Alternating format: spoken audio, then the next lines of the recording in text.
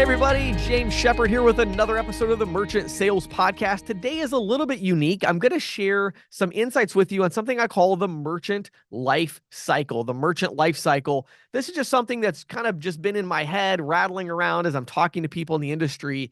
And I want to discuss your role in the Merchant Life Cycle, whether you are a merchant level salesperson, you are an ISO, you're an ISV, you're an acquirer, whatever it is. We want to talk about that. And so there's kind of this new merchant life cycle that exists, and I think there's maybe a misunderstanding in a lot of cases around this life cycle of the merchant and where you play in that life cycle. So I want to start by giving you these three really broad merchant life cycle stages, and then we're going to break them down and talk about your role in them. Okay, so stage number one is what I call standalone payments. Now, this is a merchant who, in their kind of merchant life cycle, and as far as payment processing goes, they have payment processing as a standalone service. So a couple of examples here would be, let's think about the auto repair shop that has a credit card terminal on their counter. I would say that that particular vertical is still probably 75-80% of the independent auto repair shops out there today have a standalone payment system. They don't have an integrated system with, some specific ISV or something like that, right?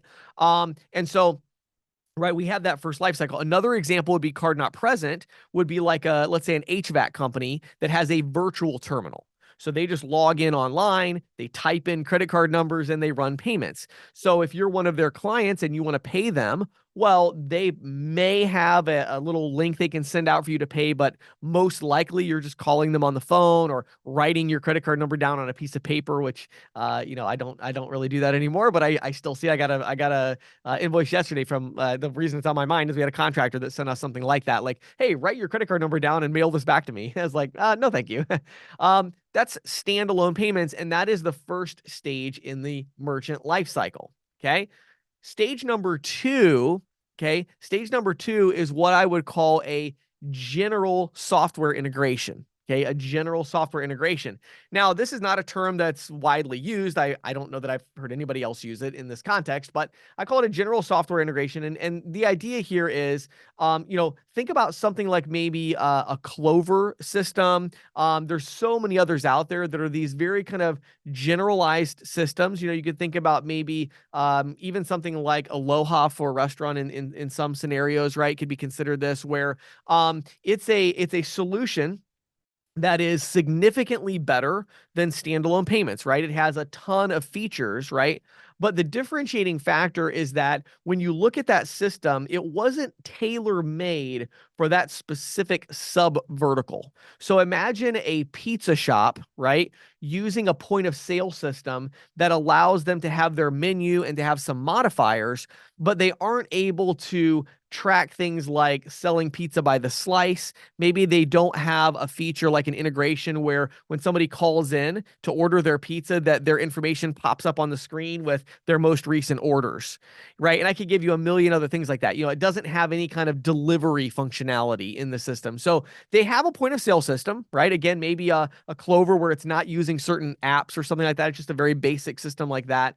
And so it's got a lot of great functionality to it, but that functionality isn't specific to their vertical. Okay. Now, what we're seeing is a lot of ISOs who are really embracing, taking merchants to that stage in the life cycle, right? And so they're taking a merchant from a standalone terminal to a Clover Flex or a Clover Mini. And it's like, awesome, right? Like it's not, this isn't a good or a bad thing. It's just, there are these stages that merchants tend to go through. What I've found in talking and looking at the data and talking to a lot of people in the industry is that most merchants are going from this standalone environment, payments, to something general that is better. It helps them manage inventory, helps them, maybe they're tracking their customer data. We've seen some kind of smart terminals and scale down tablet POS systems that kind of fit this description, where it's like, well, yeah, you can see what items are selling, what items are not selling, right? And so it's not a standalone, it's a general software integration. Okay. The third stage that I believe Let's see. I'm going to throw a number out of thin air here. So, I would say that in 10 years, we're going to see that 80% of US merchants are going to be in this final and third stage. Okay. And that third stage is going to be a sub vertical software integration. Now, some of you may not be familiar with this term, so let me clarify it. Okay, so sub vertical. So we would say food service or even restaurant, right? That's a vertical. We would then say pizza shop is a sub vertical. We would say food truck is a sub vertical. We would say fine dining is a sub vertical. We would say bar nightclub is a sub vertical. And the reason we say that is because you could say, well, there are features in software that a restaurant needs across the board. Everybody I just mentioned needs a menu. Everybody I just mentioned needs modifiers on that menu, right? Everybody I just mentioned needs some kind of a system to get an order from the checkout to the person who's making the food, right? So it's a kitchen printer or kitchen display or whatever, or it's a queue of orders that need to be completed, right? Those are all features that a retail store doesn't need. So they are specific in that it's a restaurant system, not a retail system. But beyond that vertical system, we break that down into sub verticals and we say, well, there are things that a food truck would need where speed is really important, right? That a fine dining restaurant would not need, and vice versa. Same thing with a food truck, right? Same thing with a pizza shop. Same thing with a bar nightclub. There's specific features that kind of layer underneath of that they need. Okay.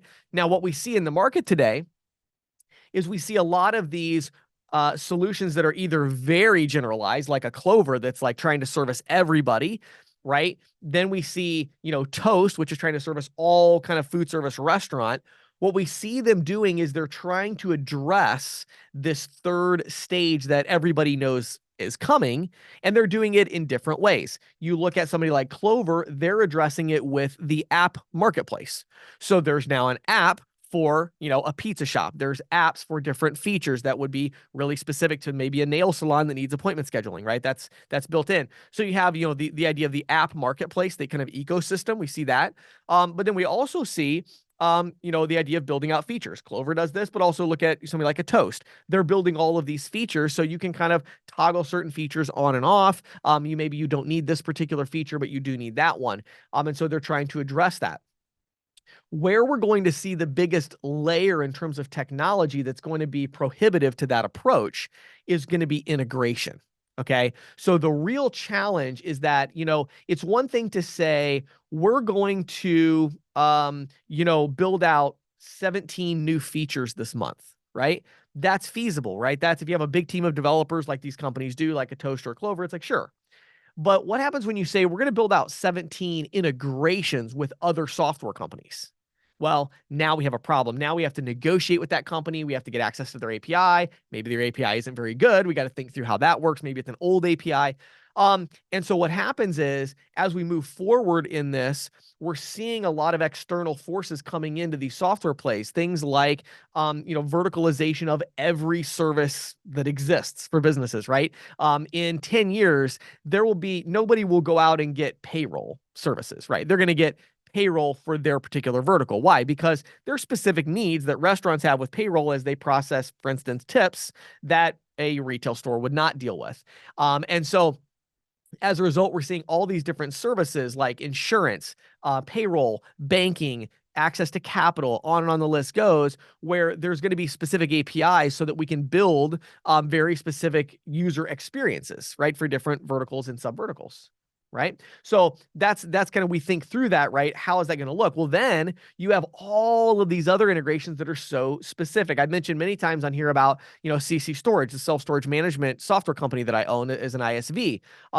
We are right now in the process of building about 20 gate integrations. These are integrations we have to build from our software to literally open a physical gate at a self-storage property when somebody uses our software to put in a code. These APIs are archaic. They're some of them are 25 years old, and they work off of some crazy old system. And we have to build and test an integration to open a physical gate. Square is never going to build that integration, right? Like that's insane for them to try to do that. Because again, sure, they could build it faster than us, but every sub vertical that they go after has 25 such integrations, or maybe even 100 such integrations that need to be done for various, like, well, if you're a furniture store, we want to integrate with your supplier of furniture so you can auto reorder, and it's like, well, my goodness, what everybody's like that. How are you going to build that for an auto repair shop and for a furniture store? So the kind of barrier that we're seeing here is we're seeing that Square, Toast, Clover, and others have done a really good job of moving merchants from stage one, which was standalone payments, over to stage two, which is this general software integration. And many of you have started to work through that. But where they're struggling now, and where I think there's the big opportunity, is to then move beyond that to stage three, which is going to be a sub vertical software integration. So now that we kind of understand these three stages of the merchant lifecycle, now let's dive into your role in that lifecycle and what you need to do to help merchants move through this lifecycle and secure your portfolio for the long term. Before we move on with that, I want to take a second to hear from my good friend Rich Norton. I've really, really enjoyed having these quick conversations with him. We've got about, I think, 4 or 5 more lined up that are fantastic after this one, where we dive into some really specific stuff about what new agents in the industry can expect, and even what more experienced agents can do to close deals faster and things like that. So let's dive into this conversation with Rich Norton and check that out, and then we'll dive back into our content. Hey, everybody, back here with my good friend Rich Norton. How you doing today, Rich? I am doing fantastic. Great to be here with you, James. Yes, absolutely. It's exciting to have you again. So we've been talking for the last few weeks about people who are brand new to the industry, kind of talking about the opportunity that exists. I know as we move forward, we're going to get a lot deeper into kind of industry specifics, but I kind of wanted to wrap this first part up by talking about the importance of a coach. So when you think about a new agent that comes in, obviously they have a lot of choices. They can go W-2, they can go 1099, they can go 1099 all by themselves, or they can join a team like yours. So talk about your kind of feeling about the importance of working with a coach and kind of how you've structured that. Absolutely. Yeah, I think it's definitely important because the story I hear most times is that most representatives, they feel like they're a lone ranger. And most of the people that come to us, they tell me I love the business. I want to get in the business, but I don't know where to go. I'll call and this is no knock on anybody else, but I'll call my leader. I can't get a hold of them. Or they say, send me some statements and I'll get back with you later. So having a leader is very important because, and we do it in several different phases. I think it's important to take somebody in the field right away. Watch somebody in the field. To me, that's the best training that you could possibly receive. So we call that a caddy. You go out and watch someone working in the field, see how it's done. Because a lot of times people will say, what's the typical day in the field? And honestly, there's no typical day. You might go out there and go to 3 merchants and write all 3. You may have to go to 25 and before you finally write one. So seeing it done in the field is important. Having all the things that we do, Monday Zoom calls, we do advanced training classes. One of the things that I'm real excited, and we're doing this 4 times a year, are sales blitzes. What we do there is we take 30 to 35 representatives and we pick a destination in the country and we work that area all week long. And at the end of the week, people are going to say, wow, Rich Norton's nuts. I mean, this is what he does to have success. Or they're going to say, this is what I need to do to have success. So we meet at 7:00 in the morning. We have a motivational class. We have a training class.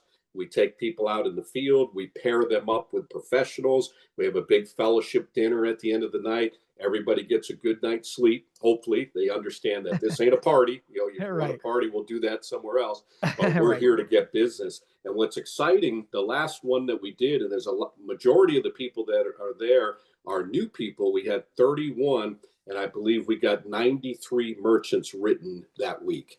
So it was very exciting. Yeah, I love what you're talking about. And I think it's interesting because for those who are brand new to the business, it can be a little daunting. And I think a lot of the questions that come up, I talk to people all the time that are building a team, and they seem to like gloss over some of these things that are very important, where it's like, well, we need them to train them on merchant services. We need to train them on how the industry works. And it's like, yeah, absolutely. They'll use my video training. But when someone is brand new to the business, there's this fear of just, what do you mean? I'm going to just drive out there and like walk into some random business? Like, what are you talking about? So I think it's interesting to have that coach to be able to get you over that. So I guess to dig a little deeper in that though, talk to me about the balance between kind of independence and coaching, because people get into this business because, oh, I want to make residual and I want to be independent, I want to control my schedule, be flexibility, all these kind of wish list things. But talk about what that looks like at the beginning, and the importance of kind of balancing that with maybe accountability and training.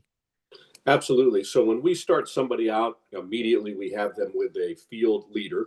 And then what we do is we send them to our university. And I talked about that before. Right. And then what they're going to do is we're going to give them all the resources, all the tools in order to have success. But ultimately, the bottom line for them is if they're wanting to have success, they're going to get out in the field themselves. This Right. business is as huge as we want it to be. Ultimately, they have to take all the things that we are teaching them and they have to go out there and make it happen. Now, I think it's important to have accountability throughout the day, because there will be days where, especially when you're new, you go out and you talk to 10 different businesses, you get nothing but rejection. What do you do at that point? Well, it's nice to know that if you can call somebody up that is a mentor or a going where you want to be in life in this business, someone that's successful, that's going to encourage you to help you. So I tell all of our new representatives, make sure that you're talking to 3 to 5 representatives throughout the week. That's a great idea. Yeah, just having that kind of community feel to it a little bit, getting that Yes. encouragement. Yeah, that's great. I think, so all right, let's recap here. So we touched on the importance of having that coach initially, going through training. We talked about you said you do a weekly Zoom call. Is there anything else that you do to kind of drive culture in the sales? And again, to clarify, and correct me if I'm wrong, I mean, these are 1099 independent Yes. contractor agents, right? So Yes. what else are you doing to drive culture and to kind of bring agents together, whatever it might be, to kind of breed that competition or whatever. What else do you think is important in terms of Yeah, sales culture? recognition is real important. Once a representative writes their first merchant, immediately they're on several of our pages. We have a Facebook page. They have a picture of them showing congratulations to such and such. They're from the state of where, so they get some recognition on writing their first merchant. One of the things that I do is, and it's gotten bigger. We started out as the Elite Eight, and then the Norton Nine, and we're up to 17. We're up to the Super Cruise 17. And then starting on May 1st, we will have our annual summer contest. And during that summer contest, we're going to go from May 1st, all the way to the end of August. And we're going to take 17 representatives to somewhere in Mexico, looks like Acamal, Mexico, to a secrets resort. All expenses paid, 5-star, beautiful place. And the competition's exciting because we show the announcements each week. Right. People like to see their names in light, and it's great. It's really exciting. So we do that every year. So that's just one of the things we do. This coming year will be our 13th annual Christmas Awards weekend, and you had the luxury of I have been joining there. us, and Yes, it was a I was fantastic there. weekend. Yes. So we pick a theme every year, 80s, 90s, or whatever the theme may be.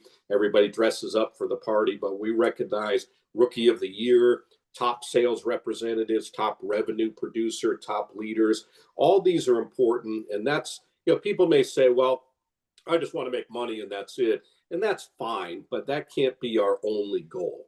We want to be part of something that's big, and knowing that, saying that, hey, I was the number one representative in the biggest team for Payrock, or being in the top 5. And I'm excited about our team because everybody's encouraging one another. No cutthroat. They're really happy about the success that others are Yeah. having. Yeah, well, I love it. Well, Rich, it's been great. I feel like wrapping up these first 4. I think again, a lot of the things that you and I have talked about. Again, if somebody's like, "Well, I need to understand the industry," well, I've got all these YouTube videos out there. They can go through university. I think what we've touched on is the things that actually have an impact on success, right? Which is the attitude and the prospecting and the leadership and the coaching and all of those things. So, one last time here in this little mini series, give us the information of where people can go if they want to learn more about your team. Maybe they are brand new to the industry and they're like, "Hey, that sounds pretty good. I think I could win one of those trips," right? Whatever it is. Tell them where they can go to learn more, Rich. Yeah, and the amazing part about it, we had 2 new representatives that won that trip last year. Really? So Oh, you that's can be awesome. brand new and you can have success. And I'll say this over and over again. I really do have a passion to teach people how to do this business the right way, how to do it with integrity, and think long term. This is Right. a great opportunity. So reach out to me. People think, oh, you're so busy, I don't want to bother you. I don't want anybody thinking that. You can call me. My phone number is 904-434-4635. You can email me, set up an appointment to call at payrock, Payroc, Rich Norton at gmail.com. Reach out to me. We will teach you how to have amazing success in the industry, and we will celebrate your success. I love it. Thanks, Rich. So before I get into the really specific details here on these different roles and my recommendations for these different organizations, I think that the key thing here is this overview and understanding the context of these three phases. And this is crucial to understanding your role in the payments landscape over the next, let's call it 3 to 7 year period of time as this, process takes place of the merchant lifecycle going from standalone payments to general software integration to sub-vertical software integration. So as we think through that, just understanding that context is important. Look at where you're at today. Look at your portfolio. What percentage of your portfolio merchants are standalone payments? What percentage are, in a maybe vertical specific, but certainly not sub-vertical type software, so more of a general software integration? And what percentage of your portfolio is in some kind of sub-vertical software solution where it's just everything is fully customized for their needs and their particular business type? And I think if you're honest with yourself, most of you on the payment side of things, you would agree that a very small percentage of your portfolio is in this kind of sub-vertical integration. If you're an ISV, you would also look at that, and some of you would have to even be honest about where are you at in this in terms of your software. Is it a general software solution or is it sub-vertical specific, right? And again, there's a lot of ways to approach this. You have a general solution. You want to start building some sub-vertical features for your most popular 2 or 3 sub-verticals and start going in that direction. All of that's great. It's just understanding that that's the direction everything is going is crucial. And again, it's just, there's so many trends I could talk about that are driving forward this kind of, merchant life cycle here towards a sub-vertical solution over time. But I don't want to get into all that today, but just understanding that that's what's happening, I think is really important. So now let's dive into the specific roles. So let's start with acquirers, processors, FSPs, etc. So large payments organizations. I think 2 things I have down here. The first one is understanding your channel partnerships, right? So when you look at your different channel partnerships, what type of deal are they bringing you? In other words, at what stage in the merchant lifecycle are these deals? Are they bringing you standalone processing? Okay, well, that's a huge risk, right? You got something of value, but it's a value that's very transient. It's going to be going away very soon if you don't bring them into a general software integration. And hopefully you can maybe even skip that and go right to the sub-vertical software integration. But, understanding that, right? Do you have the right partnerships that can bring you deals that you're going to be able to then transition to something else, right? So in order to get the other side of the market, you're looking at your channel partnerships and kind of being aware of what are we getting, but then you also have, you're thinking about an API first design to all of your core operational processes. And you're thinking in terms of building out a tech stack that works for ISV partnerships. Right? So we want to get these ISV partners, and we don't just want to buy these ISV partners so that we can skip over all of the, it's like in the industry right now, one of the things that really frustrates me is a lot of the larger companies seem to be looking at this as, let's take all of our standalone processing and let's see if we can milk that side of the business as much as possible in order to make investments, in order to partner with ISVs. And there's almost like this complete disconnect between the 2 sides of the operation. And it just doesn't make any sense to me why we would want to separate these 2. In other words, in your standalone side, you have, 500 or 1,000 auto repair shops that are using a standalone terminal. And then you did a deal with an ISV that focuses on auto repair shops, right? Well, how is it that you're not figuring out a way to strike a deal with your agents and ISOs and referral partners and all these channel partners on the one side to say, hey, you're going to lose these 1,000 mids over the next, 18 to 24 months. Why don't we, move them to the other side to this sub vertical specific solution?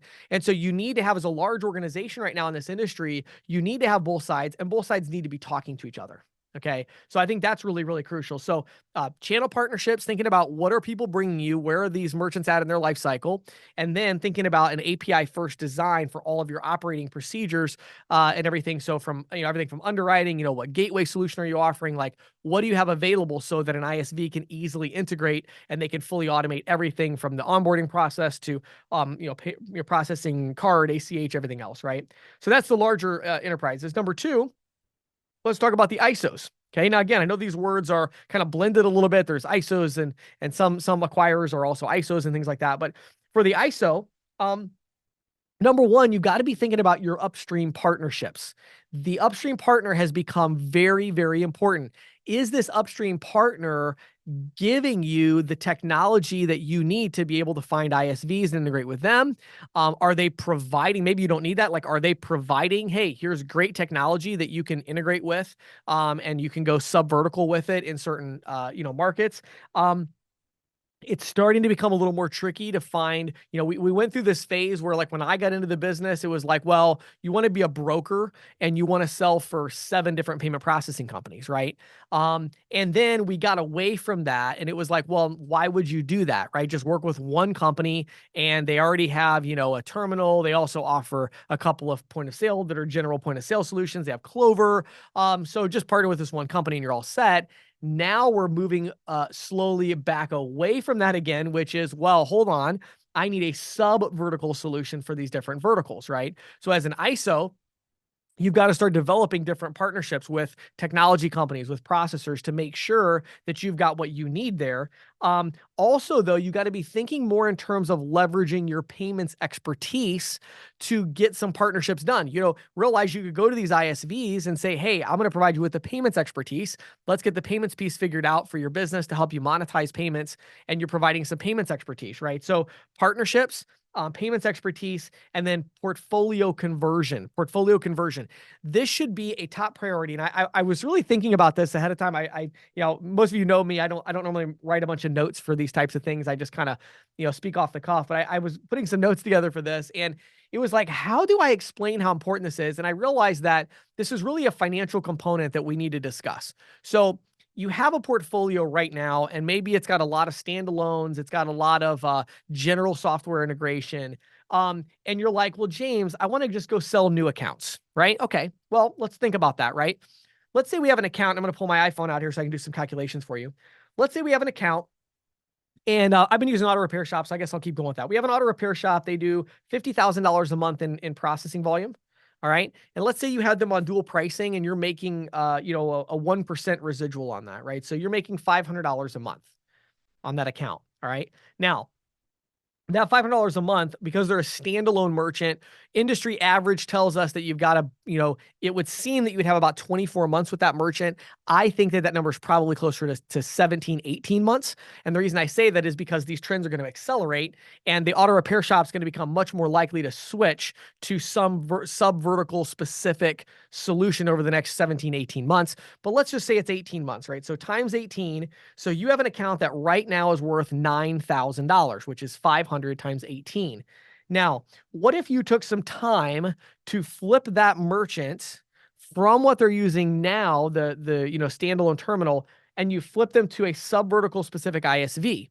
Well, now we're probably talking about a 7 to 8 year life cycle time, right? So let's say it's 7 years, right? So times 7 times 12 months, you just went from a $9,000 net worth on that account to $42,000.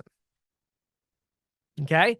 So do you understand that there's this huge financial incentive, but for some reason we're not connecting the dots in our head? Let me make this even crazier though, and understand something. Okay. What if, in order to switch them from standalone, where you've got a 90%, 80% residual split, what if, in order to switch them to a sub vertical, what if you had to share that with the ISV? And you actually lost 30% of your residual ongoing. So your account went from 500 a month and you lost 30%, and now you went down to 350 per month, right? How many of you right now would put a huge amount of effort into making that happen? Probably not many, because you're like, well, what do you mean? You want me to put all my focus and energy into reducing my residual? Yes. Why? Because of the lifetime value. So we talked about at $500, the account's worth, we said, what was it? We said it was $9,000, right? Is the lifetime value of the account over 18 months. And then it's like, well, but if you get it down to 350, but it's a 7-year account, well, you just went from 9,000 to 29,000, right? So you got to understand from the ISO perspective, you've got to be thinking about portfolio conversion, because it's where all the value's at. You're going to lose all these accounts over time. And what's interesting about it is it's like, well, what's easier? Is it easier to take your current team that's really, really good at selling standalone processing and get them to instead sell sub-vertical integrated solutions? Or would it be easier to let them keep selling what they're selling, but find a way to convert a significant percentage of those merchants into sub-vertical solutions? Which is easier? Well, it's definitely easier to let them keep doing what they're doing and sell what they're selling and then convert them, right? So do a portfolio conversion and put a lot of time and focus into that. You're like, well, what do you mean, James? How do I do that? Well, look at your portfolio, break it down by SIC code, right? And see where they're at. If they're all on standalone, well, maybe you need to make a big investment, go borrow some money, get an SBA 7A loan for your ISO, and go ahead and invest $1 million in free, clovers or free whatever, and get a general solution in there. So at least you've got them locked into that, right? But you maybe take your top 2 or 3 sub verticals that you have, and you actually go find an ISV to partner with, right? On those. And you're like, hey, look, I've got, 200 hair salons. So go find somebody and say, hey, look, I want to go to my 200 hair salons and I want to switch them to your point of sale system, because they're currently using a regular terminal and I know that they're going to cancel within 18 months. So let's partner together. I'll give you 30% of what I get. Let's do it. And let's get this deal done. And you work out a deal. And again, you got to have the right upstream partnerships to make that happen.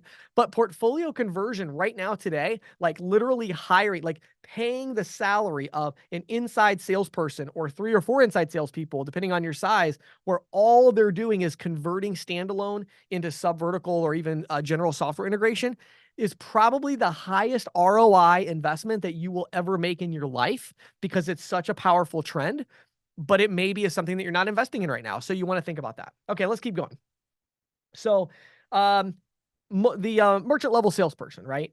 Well, the merchant level salesperson needs to make a determination and say, wait a second, what am I doing to go get accounts? What is my top of the funnel? So I'm understanding, right, that there is this progression, this merchant life cycle, right? Now, I've been having, we'll have Rich Norton talk in a minute about what he's doing in sales. And, he's still going out doing one call close. And it's so interesting to me, the way that our industry tends to villainize different approaches, as if this approach is bad, this approach is good. It's like, no, like, there's sales teams like Rich Norton's team where they're going out there and they're selling a lot of standalone payment processing. They're selling a lot of general software solutions.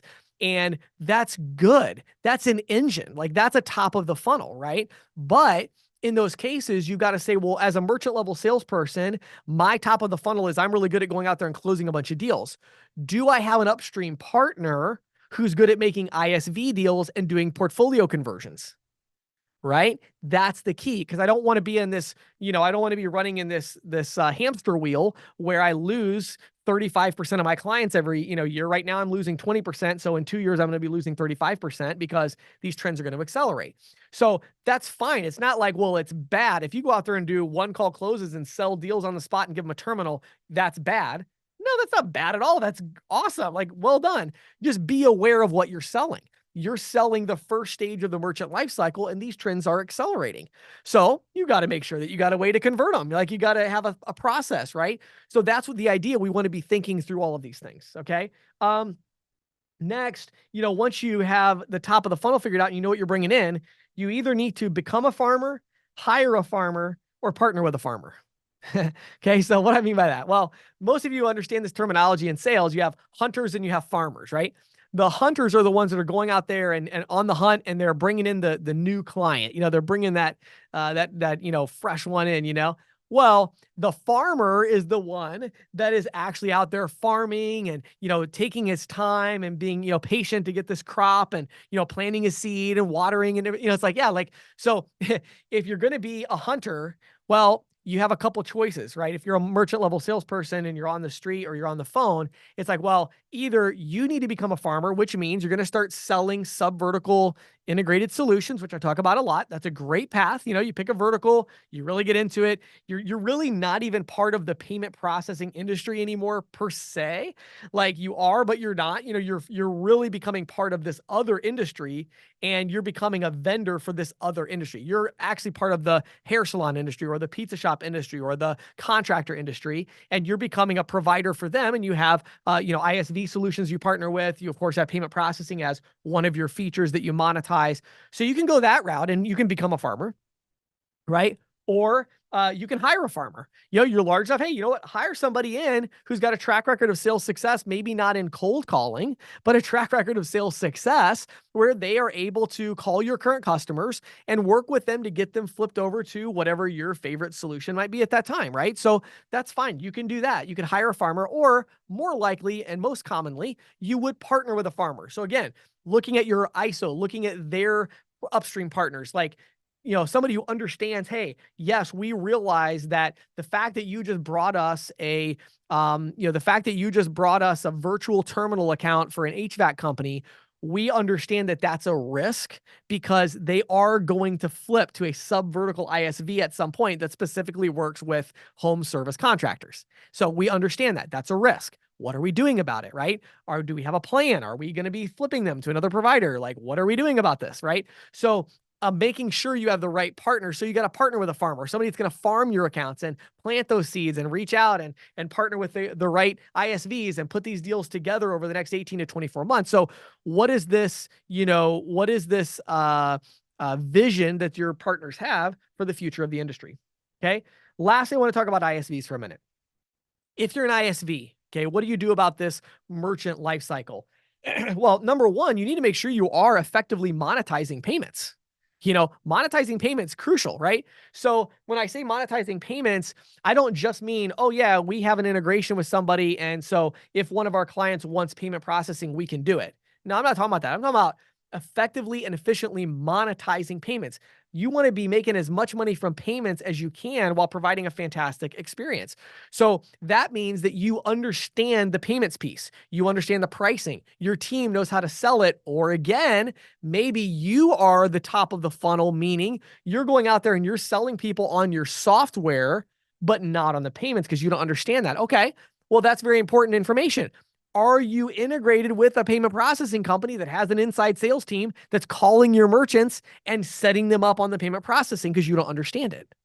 Right? These are crucial components. So if you're an ISV, you got to make sure you're effectively monetizing payments. You understand the importance of the payments piece, and you're a partner with somebody to do that, right? That's super important. I do consulting all the time for ISVs that don't have this, and they work with my company on figuring all of this out and connecting all the dots. Well, hey, you want to be with this company, you want to set this up. So those are all crucial components. And then I would say number two for the ISV is then start figuring out how to tap into this payments funnel. So understanding the merchant life cycle, you're like, well, I have an ISV and I'm the one that has the ISV for auto repair shops, right? That's you. Okay, well, understand that there are hundreds of ISOs and processors out there today who are selling standalone terminals to auto repair shops.